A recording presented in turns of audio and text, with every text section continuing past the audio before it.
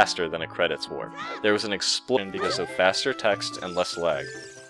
The first thing you may notice is that I am walking backwards. Backwalking is very quick, but because Link has to take the time to turn around, it is moments in which I need. Side-hopping is, in theory, the fastest form of basic angles on the control stick and Deku Stick's river warp in the Lost Woods.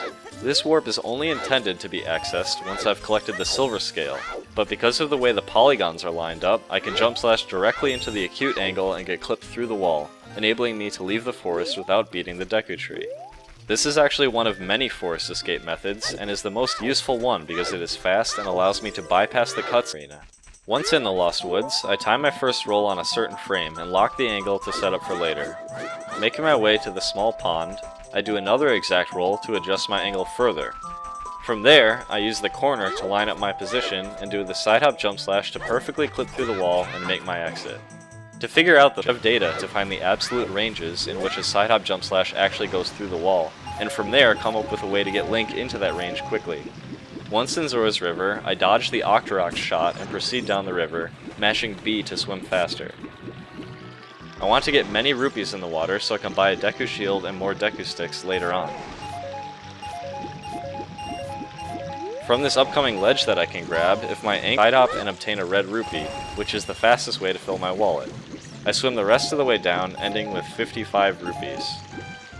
At the bottom here, I actually jump slash into the loading zone because it sets Link's speed to 0 By jump slashing this wall in Hyrule Field, I get a lot of backward speed in the water.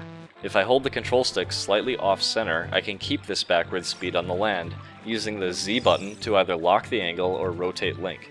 During this slide, Link is considered Kokiri Forest, and heading to Kakariko is to get a bottle, as I need one later on in the speedrun. There are several bottles in Ocarina of Time, but the Kakariko bottle is the fastest, because the Lon Lon Ranch bottle requires waking up Talon at Hyrule Castle. This means obtaining the weird egg and waiting a full day-night cycle. This is 2 out of the way. Another option would be the Lake Hylia bottle, however that has its own set of issues. That bottle seemingly cannot be collected unless Link is in the diving animation, which means the silver or golden scale is necessary. Finally, even if I do get that bottle, it must be emptied first by watching King Zora slowly scoot over. The Big Po bottle is of course not an option. This means the Kakariko bottle is by far the best choice. To obtain this bottle, I need to collect every Cucco and bring them to the pen. All the Cuccos start in the same position, but their normal behavior is governed by the game's internal random number generator, which cannot be manipulated in a real-time speedrun. Essentially, I need good luck at this section in order to save time, and executing optimal gameplay here is very difficult due to the wide variety of situations I find myself in. Cuccos also have certain behavior that is not governed by the RNG, but rather is based on Link's position. Once a Cucco is thrown, it will jump in place for a while, and then start running in a line away from Link. In this way, I have some control over the Cuccos, and I can try to move in ways that gather them more effectively. One interesting part of Cucco collecting is that I have limited movement options when I'm holding a Cucco. Carrying one prevents me from rolling or side hopping, though backwalking is still possible. This makes backwalking across slightly shorter distances worth the time it takes to turn around. During this last part here, all the Cuccos end up right in my arms, and I'm quickly able to get them in the pen and collect.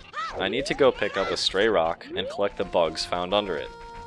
The bugs will be useful for a bug like in the beginning of the game, which makes flip off Link's balcony is actually quite difficult because the angle I need on the control stick is in between up and upright. If I was very accurate, my backwalk will get to the fence much faster and in a better position. I jump the stepping stones, 2 Deku Sticks, and the Deku Shield. I buy the sticks first because it is faster due to the Deku Shield explanation text taking me out of the shop menu. Difficult skips used in this run. I have to pause to equip the shield anyway. 1 frame early to unpause and repause the game another frame forward, which took 2 attempts. This was the most significant mistake made in the speedrun. The Mido skip itself is hard because the end result of Mido skip is based on a number of variables that create a tree, or in this case, R plus C right, then cancelling the animation on the last frame, thus keeping the swinging hitbox active. Crouch Stab's damage value uses the value of scene. If Link has not performed an attack yet, it defaults to 1 Kokiri Sword type damage, even as adult Link with the Bigoron Sword. On my way up the tree, I use ISG for its hovering ability. If I shield damage with ISG active, Link will stick in midair, and I can perform ground actions from the air, such as side hopping or backflipping. In this case, I use a sideways roll to make Link face 90 degrees away from his standing position, allowing me to side hop backwards, which perfectly breaks the web. Upon entering basement 1, the second web fails to load and I can pass through it. I use my position to load the 2-3-1 scrubs in the proper order so that they shoot me at the right time.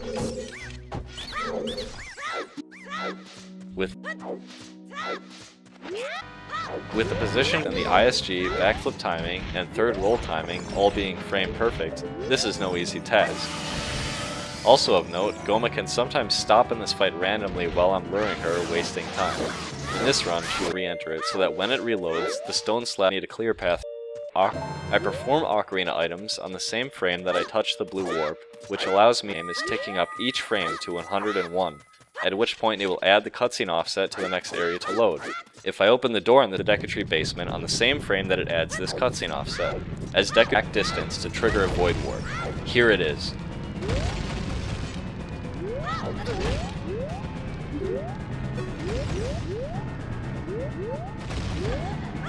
Sequence right there is probably the most clutch thing I've ever done in a video game.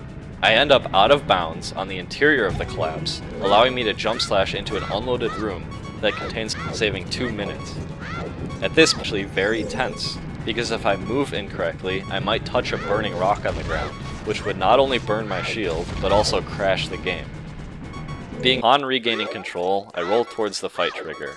Again, the fight starts, I immediately perform ISG and get some quick hits on Ganon's tail, with each hit doing 4 damage, and this first phase only ritual animation. It requires good timing to work. I'm able to pull it off and immediately go for my second infinite sword glitch and swap over to the Deku stick so that I can attack his tail more rapidly. Sometimes Ganon can rotate where the camera can